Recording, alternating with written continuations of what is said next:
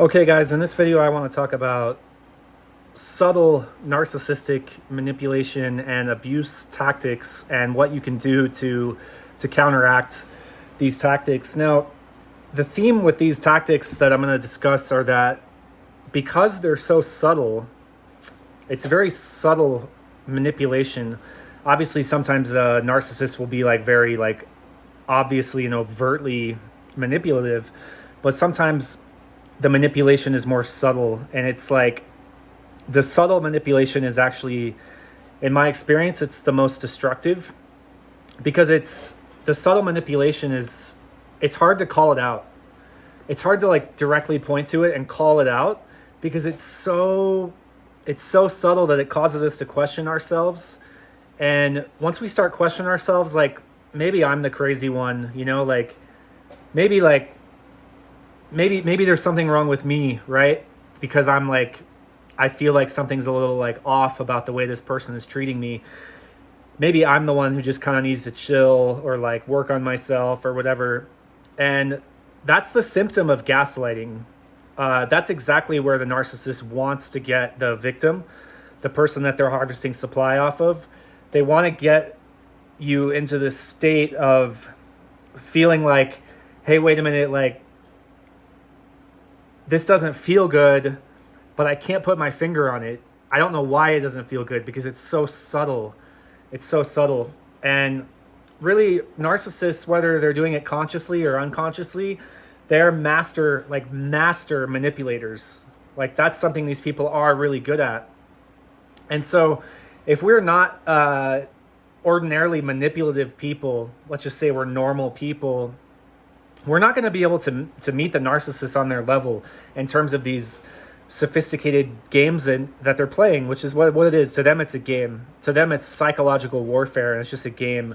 They're just seeing what they can get away with. And for those of us who live with a pure heart and we're in integrity with ourselves, where we're not just treating life like a game to see what we can do, in what ways can we manipulate and distort reality to our own advantage, then it's very hard to know how to deal with people who are engaging in life with that way, because our minds just don't work like that, right? But if you've been a victim of narcissistic abuse, you'll probably recognize some of these tactics. And I'm going to go over them and try to talk. I've got seven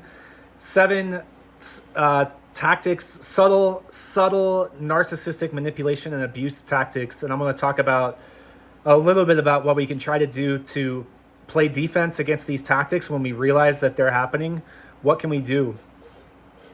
What can we do? Because sometimes we're just kind of helpless against these sophisticated psychological predators. So, all right. Number one, the narcissist will always want to, let's talk about this in person. That's what they'll say.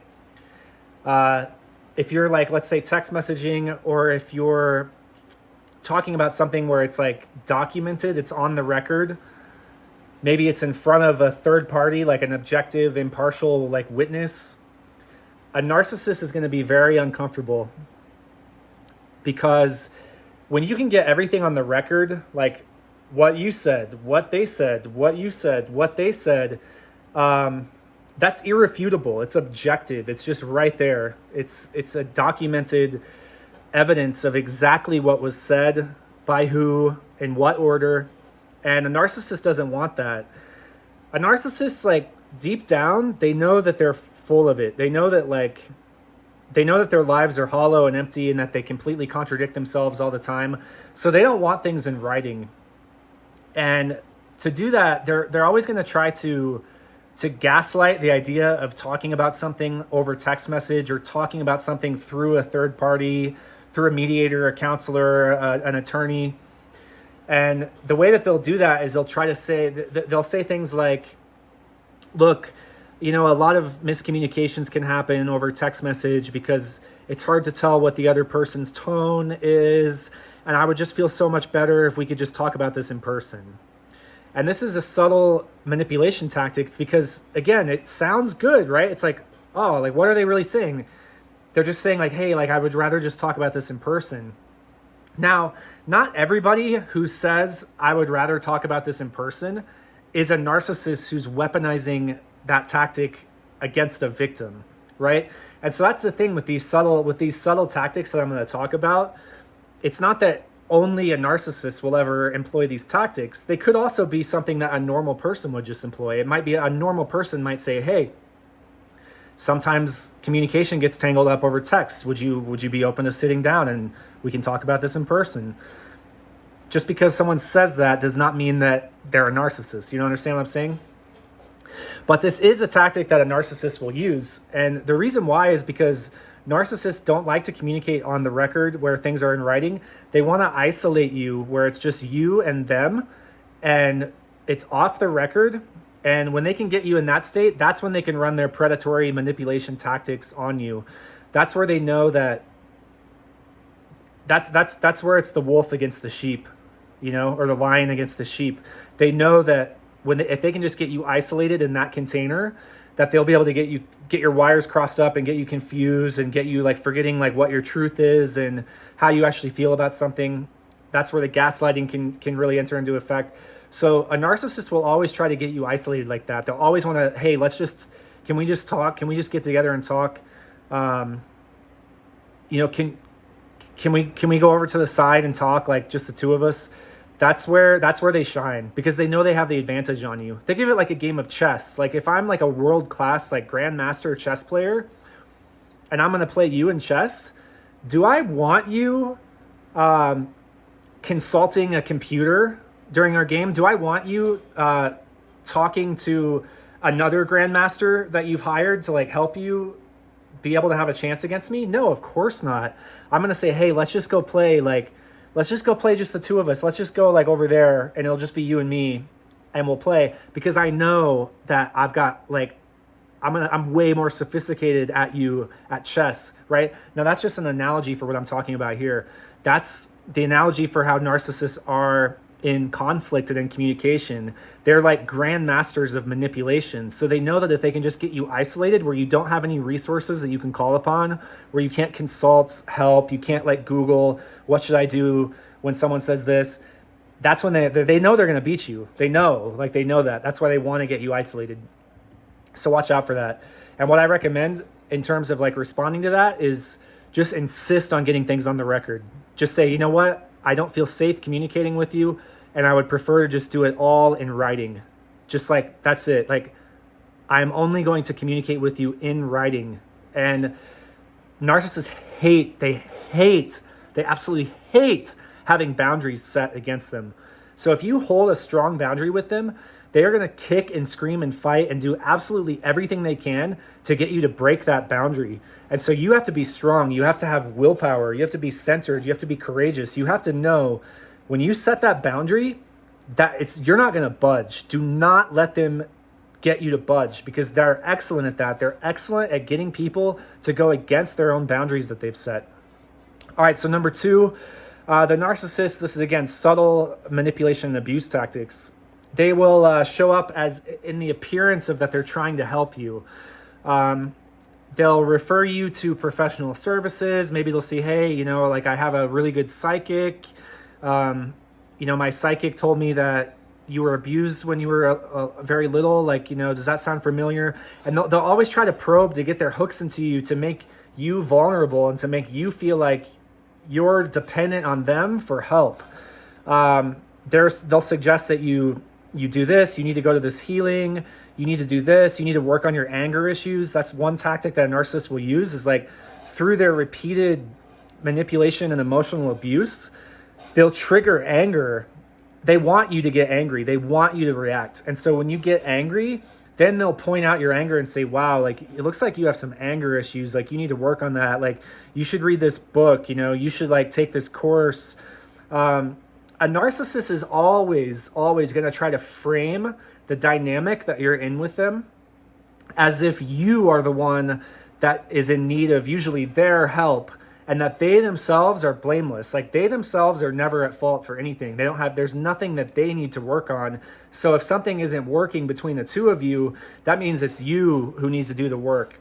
And it's a subtle tactic because at first, especially if it's in a new relationship or you don't have experience with a narcissist, these sorts of tactics, like, they're very effective, because if you're just a good-natured, like, good-hearted person, you're probably going to fall for it, right? You're going to think like, wow, they're referring me to this like healer, they must really care about me, right? They must really want me to heal. They must really want what's best for me. And what they're really doing is they're just tearing you down. Like, it's a path of destruction. If you're in a relationship with a narcissist, what they're trying to do is they're trying to destroy you, okay? And one way that they destroy you is to plant these seeds into your consciousness to get you to think that there's something wrong with you that you need to work on, but that they're going to be there. They're going to be there to help you. Don't worry. I'm going to be here to help you, They're going to refer the help. They're going to be the ones who are like the savior or the hero, offering you, the pathetic, sad, poor, terrible person, the mechanism to heal. So again, if you think this is happening to you, in terms of combating the specific issue of them trying to help you, again, boundaries. You've just got to have a really strong, like, are you taking care of yourself? Are you doing what you need to do to make yourself a good person, a strong person, a healthy, a happy, an independent person? If you're not, then you should actually work on that. But if you are, then you should decline their help. When they're like, I want you to go do this retreat or this, see my healer or this or that, you got to be strong enough in yourself to just be like, oh, I'm good. Like, no, thanks. Not for me. Do you want to see my healer? Like, you could even flip it back on them. Like, maybe, do you want to see my healer? Is that really what this is about? Like, like, don't be afraid to like mess with them a little bit, because they're messing with you, right? They're messing with you, and it might not be in our nature to churn that back on them and to like mess with them in return. But hey, like, sometimes what people need more than anything else is a dose of their own medicine. Okay, number 3, shutting down your emotions. A narcissist is going to try to dictate and control the reactions that you are allowed to have in the face of their mistreatment of you. So when they're essentially abusing you, gaslighting you, stripping away your dignity, taking away your rights, harming you, mistreating you, you're naturally going to have an emotional reaction to that. It's not going to feel good. It's going to bring stuff up. You're going to feel angry. You're going to feel sad. Maybe you're going to want to cry. You're going to feel confused. You're going to feel flustered. And when all of those emotions are coming up, this is where the abuse gets really sinister, is they're gonna tell you what you are and are not allowed to be feeling.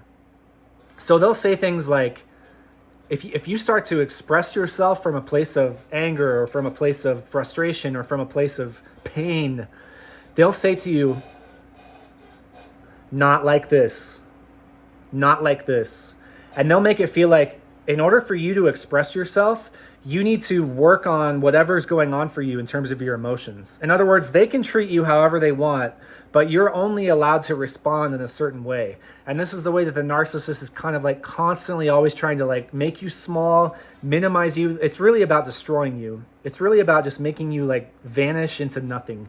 And so to combat this, to be honest, this is a tough one to combat, because if you're trying to express yourself and they're just like, not like this, not like this, you're not allowed to express like this, at that point in the game, like, you're going to need some serious help. Like, I suggest, like, for real, getting yourself a narcissistic abuse counselor or a therapist, or, maybe a priest or a minister or someone who actually has experience with these sorts of things, who actually understands what's going on. And so that you can express, you might have to find a third party, is what I'm saying, to express and to say how you really feel. Because when they're shutting you down like that, what they're really saying is like, they're really saying, I'm not here for you. They're saying, this is not a fair and equitable and balanced relationship. This relationship is all about me and all about what I want. And you're only allowed to behave in like a very, very narrow and limited way based on what I say is okay. And so if you're in a relationship like that, because they're repressing and shutting down your expression, you're going to need to find another way to let that expression out. Figure, like, it sucks. It's painful. It's brutal. But since the narcissist is incapable of holding space for how the way that they treat you is affecting you, they can't hold space for it, right? So this is where dealing with and healing from and recovering from narcissistic abuse, it actually requires that we heal ourselves away from the narcissist, because they're not going to be able. Yes, it would feel good to express how we feel and to cry and to shout and to just be like, to let them see what they're doing to us. That would feel good, right? But they're never going to allow for it or make space for it, and they're gonna use it against us. They're gonna say, "Oh, you have anger issues," or "Oh, like you need to work on yourself." So that's how deep and how dark the manipulation gets with these people. And again, like I said, to heal from it, you're gonna have to do it outside of their presence. Okay, ultimately, eventually, it's like how much you want to suffer. If you want to keep circling back and having more and more and more encounters with that narcissist while trying to like make them see what it is that they're doing to you, you're just going to keep suffering and suffering and suffering. Eventually, you got to break that bond. Eventually, you've got to realize, I got to get this person out of my life. I have to heal myself away from them. That realization is the start of recovery from narcissistic abuse, okay? Number 4. Again, this is 7 subtle narcissistic manipulation, abuse, and tactics. And the reason I say subtle is because these are the slippery tactics. These are the tactics that they are going to be most likely to want to use against you. And the reason is because they're the hardest for you to call out. They're the hardest for you to call out, okay? They're the hardest things for you to identify as a problem, okay? Number 4, they'll set double standards with you, and they'll have very heavy-handed requirements of you, but that do not apply in return. So, for example, they'll say things like that you need to give them like 1 week notice if you want to see your child, or if you want to plan a visit or schedule a meetup with them. They need like 1 week notice, and they'll be like super clear about that. Like, even if you try to do it with like 6 days notice, they'll be like, no, I need 1 week notice, But the thing is that standard, they will never like honor that standard in return. So for them, it's okay if they don't get back to you until like the last minute about something, right? And so what the narcissist wants to do is they want to create it's a power dynamic, and they want to be the ones who have all the power. So it's an imbalance of power. In other words, if you want to schedule a conversation with them, or if you want to see if you're co-parenting with a narcissist and you want to see your child, they'll say things like, you have to give me 1 week advance notice. But for them, they'll be like, oh, like, I don't know, like if I'm going to be in town that day or not. So, I'll get back to you. Like, basically, I'll get back to you at the last minute. In other words, like, your needs don't matter. Only my needs matter. And that'll be like the pattern. That's the theme that the narcissist will try to like set up and establish with you. So, these double standards are tough, because when they are the ones holding most of the power in that sort of example, it can be a little bit tough to like know what to do about it, because it's like it's a power imbalance. Like, how do you take your power back in that situation? And the thing is we're not going to win every battle with a narcissist. We're not going to win every single battle. They're going to get the best of us sometimes, which is why I recommend staying like breaking contact with a narcissist if you can. Now, not everyone has that luxury, because some people have a child with a narcissist. Some people, they have a parent with a narcissist. Some people, their boss at their workplace is a narcissist. And, it's not, there are these situations where it's not so easy to just like go no contact and push that person out of your life. Now, if you can do that, I think you should. But since you can't, you're going to have to you're going to take some L's, man. There's going to be some L's on the scoreboard in the short term, because we're not always going to always get the best of them. They're going to get the best of us sometimes. And they're going to do it through these double standards and these very heavy-handed requirements, which leads me to number 5. Subtle narcissistic abuse tactic number 5 is they'll show up late. They'll change plans at the last minute. They'll leave you waiting. They'll take a long time to get ready. And this is intentional. They're really trying to send the message to you that their time and what they're doing in their life is more important than you. And they want to reduce you down to nothing. So it's like they will show up late when they could have showed up on time. They'll be like, I better not show up on time because I don't want to like actually honor this person and treat this person like a fair and dignified human. So they'll do a detour. They'll go park their car and like call a girlfriend or something. That like, you know, like they'll find ways to stall so that by the time they come around to you, they'll be like, oh, you know, like, oh, I'm so sorry, you know, the traffic, you wouldn't believe traffic, or like, oh my gosh, I can't. They'll always be a victim, right? It'll never be ever, nothing is ever a narcissist's fault. So when they're late, it'll never be their fault that they were late. It'll always be, oh, something else happened to them. Something happened to them that made them late, even though they planned it. And then the idea is to get you dysregulated because you might be there like on time, like ready to go. And then you end up sitting there waiting for 20, 30 minutes, an hour, however long you end up waiting. And by the time they show up, you're emotionally dysregulated now. You're flustered, you're frustrated. You want to know like, hey, where were you? How come you didn't even text me to tell you were going to be late? You'll have all these like emotional things going on with you that they've triggered intentionally. And then if you get impatient or upset, or if your energy is off, or if your mood is off, they're going to gaslight you. They're going to say like, oh my gosh, like you need to calm down. Like, I can't help it that traffic was bad. Like, or, oh my gosh, like, I think you have anger management problems, or, you know, they'll like, maybe you're like, the two of you are going to do something, but they'll leave you waiting. They'll take so long to get ready. And then when you like express dissatisfaction, like, hey, like, are you almost ready? You know, like, then they'll say something like, oh, you know what? Why don't you just go on without me? You know, and they'll do that. They'll, because sometimes what's actually happening is the narcissists, like they actually have something else they would rather be doing. Maybe they're having an affair. Maybe there's somebody else that they're getting supply off of.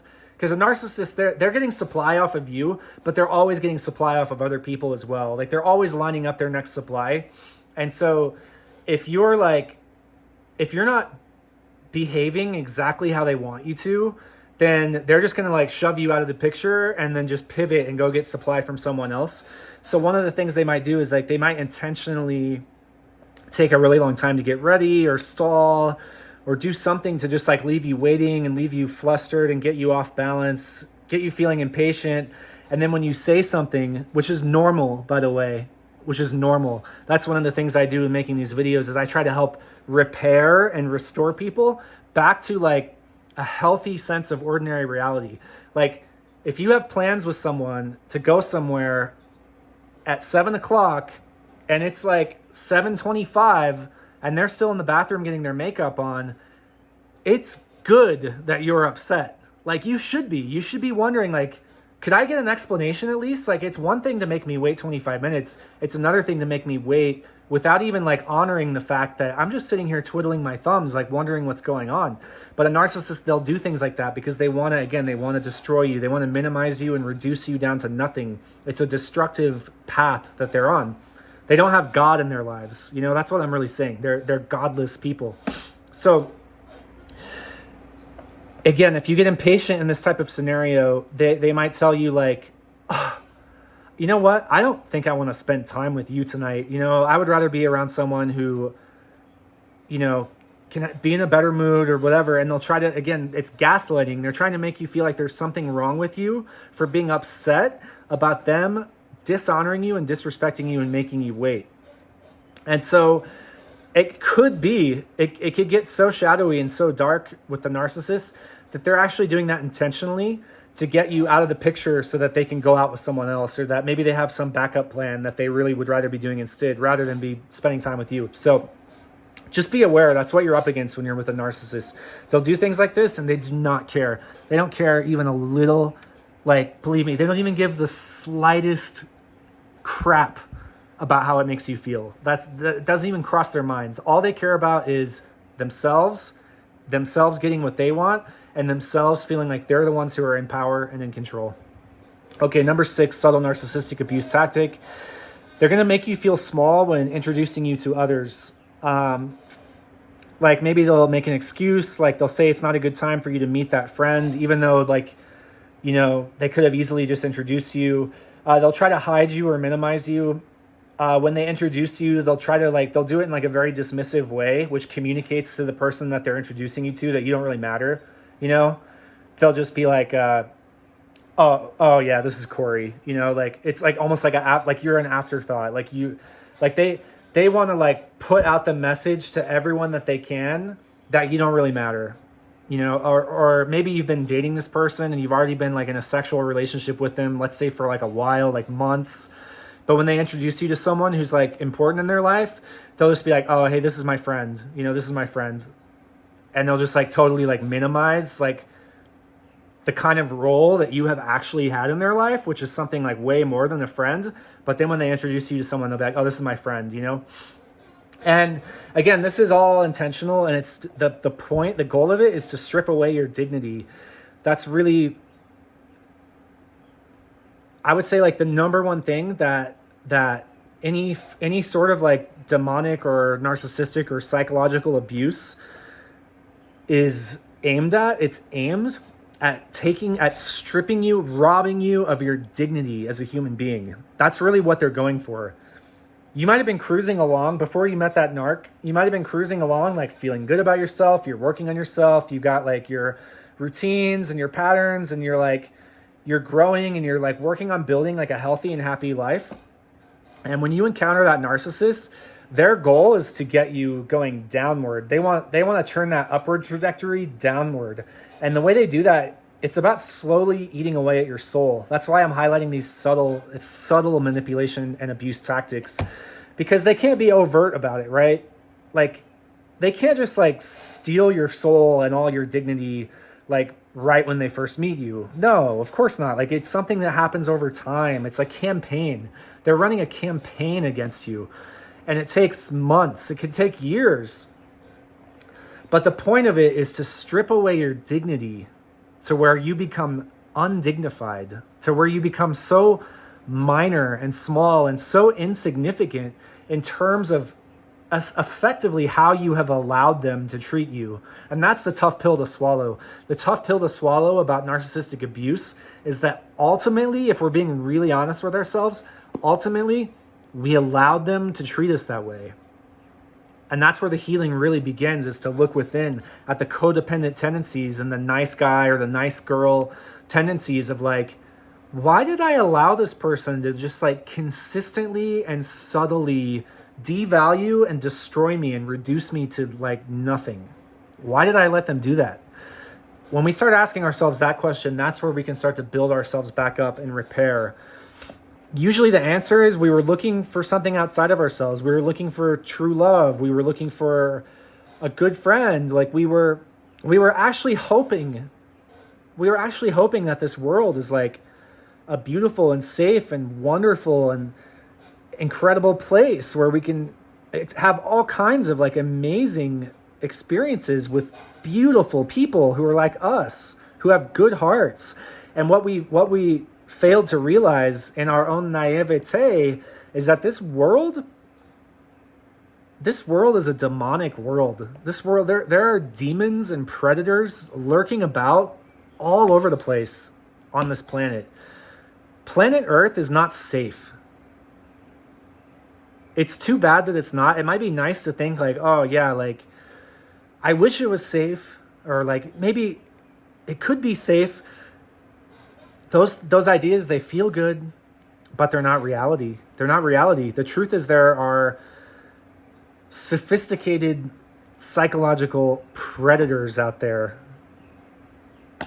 We can diagnose them as narcissists, and we can say that they're trying to steal our soul. They don't have like the part of us that is just like feels good and feels whole and feels complete and feels happy and feels so grateful to be alive and just loves our life, and we're so grateful and like, thank you God for all that you've given me.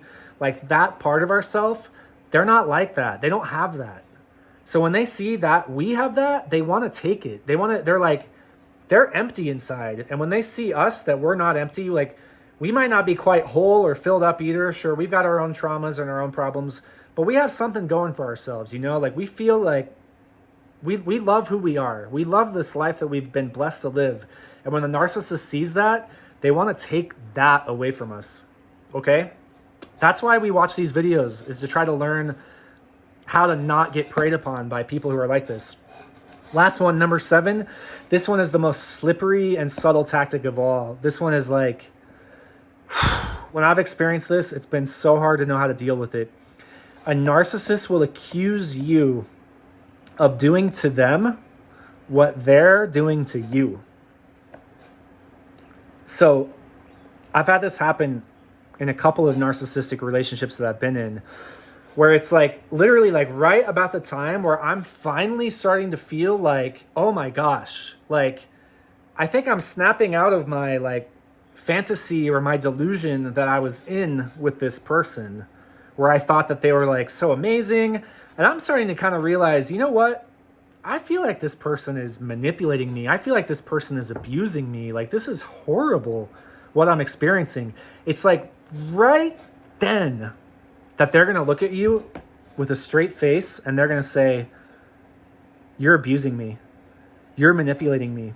Whatever the thing is that is on the tip of your tongue, like you almost are about to say to them this thing, right when it's on the tip of your tongue, that's when it's almost like they snatch it out of your mind and then they steal your experience from you and then say it back to you. And it is brutal. This is one of the most brutal manipulation tactics that you can deal with a narcissist. I'll tell you one way I experienced it, okay? I had this narcissistic girlfriend who one time, for the first time ever in my whole life, I got accused of gaslighting. She told me, she's like, you're gaslighting me. And you know what I did? I paused and I was like, whoa, okay. Like, we're here now. We're here at the place in this relationship where I'm being accused of gaslighting. And I've never gotten to this place ever in any of my human relationships. And now suddenly I'm here. So something is wrong. Maybe it's me. Maybe it's her.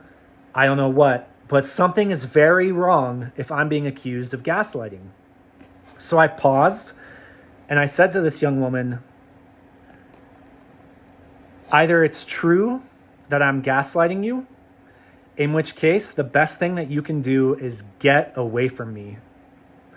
Or two, it's actually not true and I'm not gaslighting you, but you're falsely accusing me of it anyway. And in that case, the best thing that I can do is to get away from you. So in either case, we're done here. And I just literally like, boom, like broke off the connection right then and there. Because I realized like, I'm not going to live this life. I'm not going to be the guy that's getting accused of gaslighting someone when in terms of like, when I look within and I look at my own conscience, I'm like, you know what? I'm not perfect, but my conscience is like, pretty clear, you know, it's pretty much clear in there, you know, like I don't actually think I'm like harming anybody and I'm certainly not intending to harm anybody. So if someone actually is being harmed in relationship to me, the best thing that I can do for them would be to encourage them to get me out of their life. You feel me? That's how we got to play it sometimes with these narcs. And they will absolutely accuse you of doing things that they're doing. Example, they'll say something to you like, you're probably swiping on Tinder trying to have sex with some random person on the side. And you'll be like, what? Like, no, I'm not, right? Like, no, like I'm actually not doing that, you know? But it's almost best, don't even have that reaction. Because what just happened there is they're telling you what they're doing. When a narcissist accuses you of something, they're telegraphing to you what they are doing to you, and they're trying to pass it over to you. They'll say, oh, you're cheating, or oh, you're gaslighting, or oh, you're being abusive. And what they're doing is they're projecting onto you all of their own sins and their own faults. Because remember, they're never at fault. They've never, ever done anything wrong in their whole lives. Like, there's nothing they need to atone for. There's nothing they need to work on. There's nothing they need to be more accountable for. Forget it. They're blameless. And so if something is the matter, it's you. And so they'll literally just project at you what they're doing to you. Again, what can you do in the face of something like this except to walk away? Truly, get away. Get away, okay? And do not minimize or underestimate the damage that narcissistic abuse can take on a person, the toll that it can take. When you're in it, it might seem like pretty bad, like, whoa, this is hard, this is a lot to deal with. When you get out of it, you're going to realize that it was actually way, way, way, way worse than you realized, okay? That's why I encourage you to get out of it. When the narcissist is like accusing you of doing the things that they're doing to you, that's the moment to just be like, we're done here. Like straight up, like we are done here. If at all possible. Again, I realize not everybody can like immediately go no contact with a narcissist in their life, but you should really try to as much as possible. Minimize, get your contacts down to 0 with them. And if you can't manage to get it down to 0, get it as limited as possible and keep absolutely everything on the record.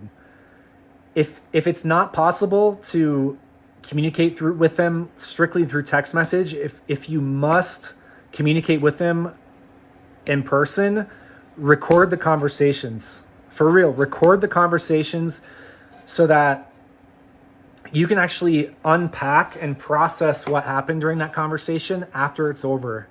You can play it back, you can listen to it, you can even make a transcript of the conversation as if it wasn't actually a text message. And then you can analyze it. You can dissect, like, okay, like I see what they did here. I see how they manipulated me. I see how they pulled on these. A narcissist will figure out where you're the most vulnerable. What do you love the most? What do you care about the most? And then they'll go after that. They'll attack that and they'll try to destroy and take away that from you. Because they're destructive people. These are not regenerative, like they're not interested in building whole, healthy, harmonious lives with other people. They'll pretend like they are because they, to some extent, have to. But what they're really about, they're agents of destruction. They want to tear you down and destroy you, reduce you to ash, and then leave you and forget about you like you never even existed. And so if you're in a relationship with someone who's doing that, you got to realize it's spiritual warfare and you're going to need to fight back. Not necessarily directly, not necessarily, I'm not saying like, pull out your sword and like go to war with them right away. You got to slow down. Again, think of the chess grandmaster analogy. You're playing psychological warfare against a manipulative predator who is a grandmaster at this. They know what they're doing. They know exactly how to manipulate you.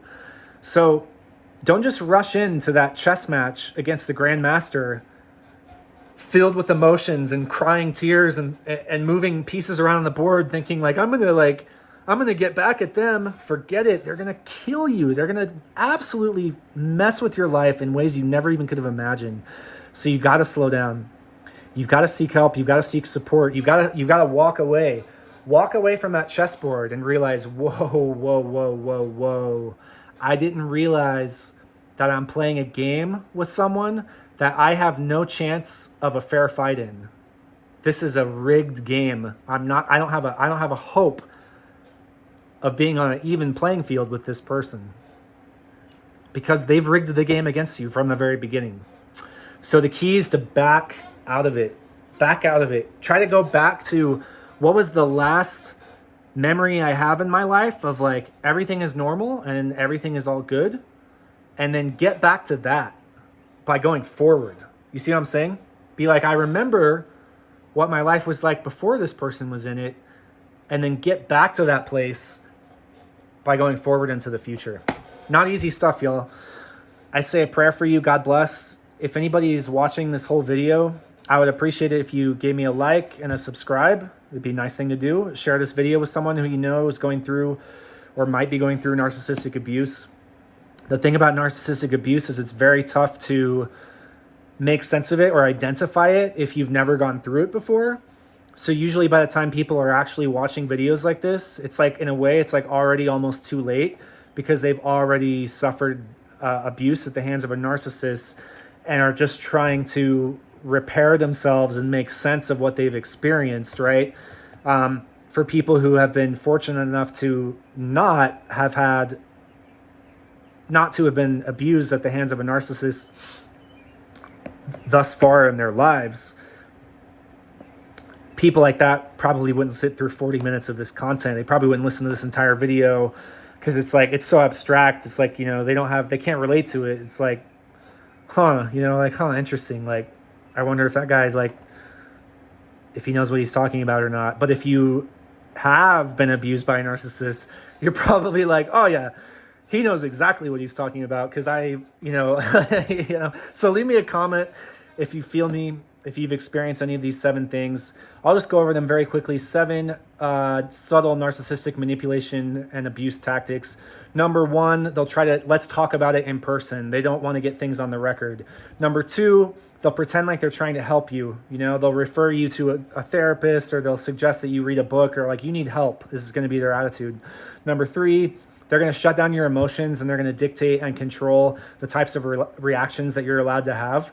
Number 4, they'll set double standards, and they'll have very heavy-handed requirements of like all the hoops that you have to jump through in order to like be able to get access to them.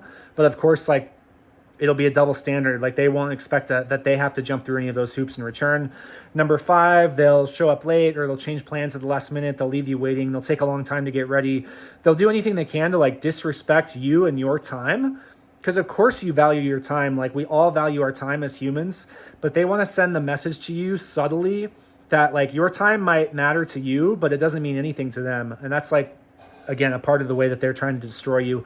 Number 6, they'll make you feel small when they're introducing you to other people. So even though like maybe you've actually been like an important person in their life, and you know that, they're gonna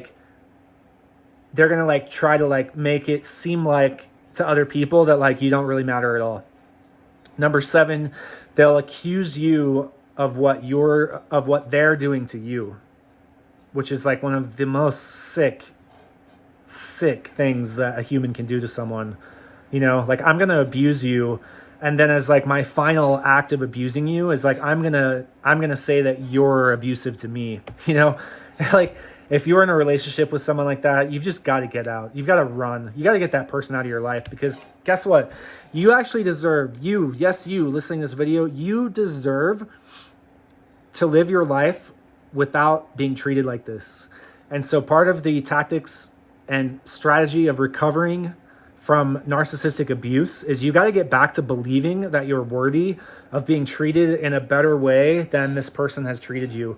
And that it's not an overnight. We don't just flip a switch and get there. It's a road to recovery. So if you want any support with that, you can click a link in my bio or in the description. I offer free 30-minute phone calls for people who are experiencing narcissistic abuse, just to help you start putting one foot in front of the other, to take responsibility for getting your life back to where it should be. And you can't expect that the narcissist is ever going to help you out with that. They're not going to be like, oh, did I hurt you? I'm so sorry. Here, let me like make it better. No. They're not going to do that. Like, if you want to get better and you want to live again after this person has literally taken the life out of you, you got to be the one to do that work. And if you want a little support with that, I'm happy to help you out for a free 30-minute call. Just click the link in the description. God bless you. I love you. Good luck to all of you out there who are battling these issues. It's brutal, and it's just going to keep getting harder, because I truly believe that narcissism is like it's going up. Like, more people are becoming narcissistic in this world. I'll make another video sometime explaining why that is. But yeah, just stay safe out there. These narcs are out there, and they don't give a F about you, how you feel, what your life is like. Like, to them, you're just prey. You're just like a target. You're like the way that like a wolf would look at a squirrel. You're the squirrel and they're the wolf. When they see you, they're just like licking their lips, thinking like, do I want to just like completely wreck that squirrel right now, or do I just want to like leave it alone for today? That's like, we got to learn how to defend ourselves out there, because this spiritual warfare and this abuse, it might be subtle, but it's real. It's real, y'all. Give me a like, give me a thumbs up if you know it's real. God bless you. Lots of love. Take care. Stay strong.